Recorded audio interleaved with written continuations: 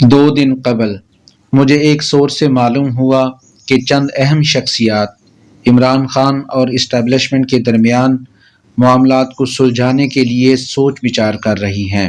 اس پر میری ان شخصیات میں سے ایک سے بات ہوئی، جنہوں نے اس بات کی تصدیق کرتے ہوئے مجھے بتایا کہ پاکستان کے خیر خواہوں کا ایک گروپ، جس میں وہ بھی شامل ہیں، نہ صرف عمران خان اور ملٹری اسٹیبلشمنٹ کے درمیان بڑھتی کشیدگی کا معاملہ حل کرنے کے لیے حکمت عملی تیار کرنے کے لیے سوچ بچار کر رہا ہے، بلکہ سیاسی جماعتوں کے درمیان بھی دشمنی اور نفرت کی سیاست کا خاتمہ چاہتا ہے۔ مجھے بتایا گیا کہ اب تک کم از کم 3 پاکستان کے خیر خواہ ایک دوسرے کے ساتھ رابطے میں ہیں، اور آئندہ دنوں میں کچھ اور بھی لوگ اس گروپ میں شامل ہو سکتے ہیں، تاکہ قومی ہم آہنگی اور سیاسی استحکام کے لیے حکمت عملی پر تبادلہ خیال کیا جا سکے۔ ابھی تک جو 3 لوگ آپس میں اس سلسلے میں رابطے میں ہیں، ان میں سے 2 سابق وفاقی وزراء ہیں، جبکہ تیسری شخصیت ایک معروف ریٹائرڈ 3 اسٹار جنرل ہیں۔ تینوں جانے پہچانے چہرے ہیں۔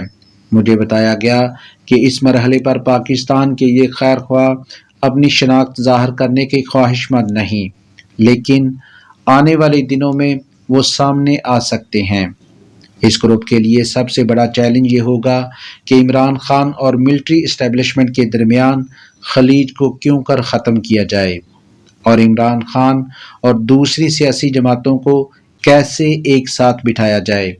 اس سلسلے میں میری ایک خبر گزشتہ روز جنگ اور دیو نیوز میں شائع ہوئی۔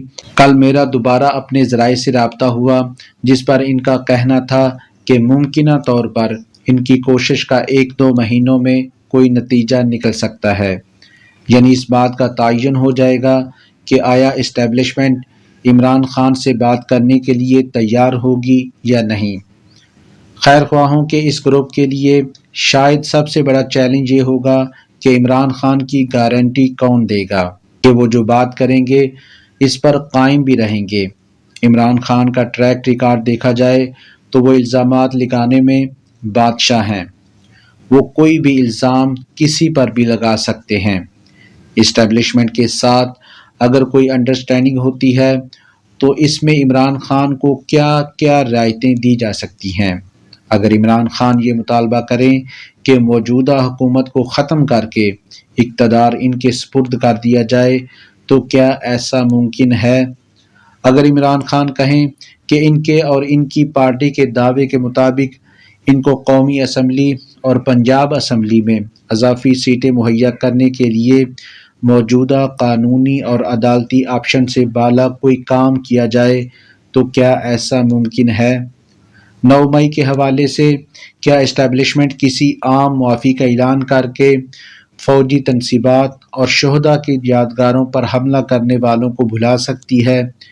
اس وقت موجودہ حکومت اور فوجی اسٹیبلشمنٹ پاکستان کو معاشی مشکلات سے نکالنے کے لیے یکسو ہیں، جس کی بنا پر مجھے ممکن نظر نہیں آتا کہ عمران خان اور تحریک انصاف کو وہ کچھ ملے گا جس کا وہ مطالبہ کرتے ہیں، اور جس کا مقصد موجودہ حکومت کو چلتا کر کے عمران خان اور تحریک انصاف کی حکومت کے لیے رستہ ہموار کرنا ہو۔ جن نکات پر اتفاق ہو سکتا ہے وہ یہ ہیں کہ عمران خان اور تحریک انصاف کے رہنماؤں اور ورکرز کے خلاف کیسوں کو میرٹ پر چلنے دیا جائے، بار بار گرفتاریوں سے اجتناب کیا جائے، ایسے مقدمات جن میں کوئی ثبوت نہیں انہیں ختم کیا جائے۔ الیکشن کے متعلق معاملات پر بھی مجھے کسی آؤٹ آف دی باکس حل کی توقع نہیں۔ ہاں، آئندہ کے لیے ایک ایسے روڈ میپ پر ضرور بات ہو سکتی ہے، اور ہونی بھی چاہیے کہ ہم ماضی کی غلطیاں بار بار نہ دہرائیں۔ سیاستدان مل بیٹھ کر آئین کے مطابق رولز آف دی گیم پر اتفاق کریں۔ اسٹیبلشمنٹ کے سیاسی کردار کے خاتمے کے لیے آئین کے مطابق ہر ادارے کو اپنے اپنے دائرہ اختیار میں رہ کر کام کرنے کے لیے سیاستدانوں کا مل بیٹھنا لازم ہے۔